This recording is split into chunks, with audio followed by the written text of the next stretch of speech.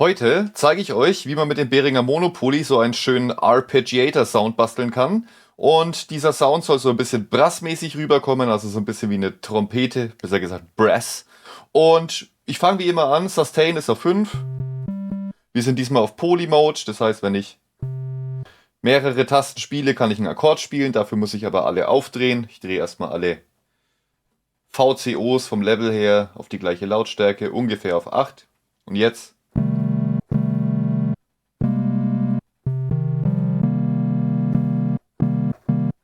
kann ich schon Akkord spielen, das wollen wir aber gerade nicht machen, aber brauchen wir gleich. Ich möchte mit der PWM, also Pulsweitenmodulation, arbeiten, deswegen stelle ich da alle Waveforms auf PWM ein. So klingt der Sound bisher. Polymode, wie gesagt, an. Transpose habe ich auf Down gemacht, weil ich möchte in den tieferen Regionen bleiben. Multiple ist eingestellt beim Trigger Mode und Auto-Damp ist off. Als erstes schauen wir uns Filterhüllkurve an. Ich stelle Cutoff auf 5. Ich gehe mit Resonanz, heute bleibe ich einfach bei 0. Ja, wir brauchen keine Resonanz heute. Intensität der Hüllkurve machen wir auf 2. Keyboard Tracking gehen wir auch auf 2. Und wir stellen jetzt noch die VCF ein. Ich will so einen Brass-Sound haben und der schlägt nicht sofort an. Deswegen gehe ich mit Decay und mit Attack auf 1. Sustain lassen wir aus. Und Release gehe ich mal auf 4, damit der Filter ein bisschen ausschwingt. Haben wir schon so ein bisschen was wie so ein Synthi-Brass-Sound. Ich kümmere mich noch um die Hüllkurve hier. Und weil wir mit dem Arpeggiator arbeiten, kann ich Sustain ausstellen, weil die Töne werden eh die ganze Zeit gespielt. Da muss ich den nicht mit Sustain halten. Decay gehe ich auf 3. Attack gehe ich auf 2, kommt schön langsam rein. Release machen wir auch auf 3. Und haben wir schon einen ganz guten Brass-Sound. Wunderbar. Im nächsten Schritt stellen wir gleich mal den Arpeggiator ein, damit wir den ein bisschen hören können.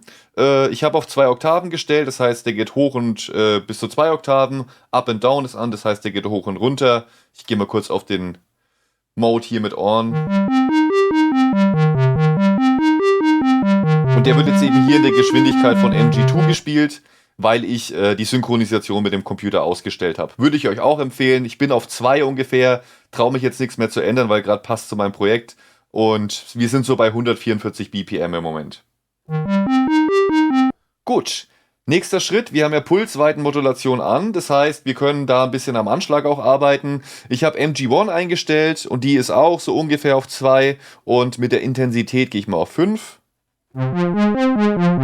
Und jetzt klingt es noch mehr nach so einem Synthi-Brass.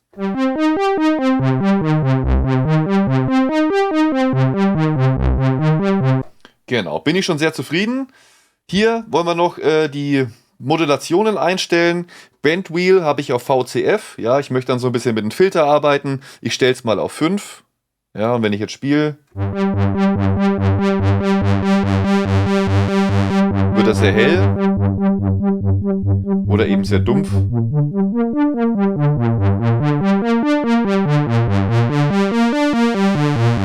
Und ich kann diese schönen Übergänge machen, von wenig Filter zu viel Filter.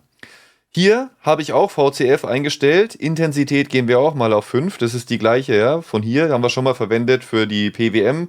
Wenn ich jetzt nämlich spiele,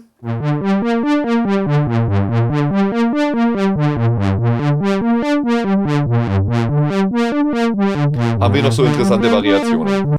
Gut, ich lasse es soweit. Pack Effekte drauf, Hall und Delay.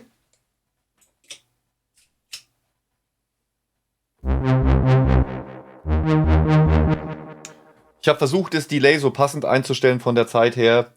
Genau, und jetzt versuche ich was aufzunehmen. Dafür nutze ich den Latch Mode. Das heißt, wenn ich eine Taste spiele, dann läuft sie einfach komplett durch. Ja, so klingt es. Und erst wenn ich wieder auf On stelle, also so, dass ich nur drücken muss, geht es dann erst aus.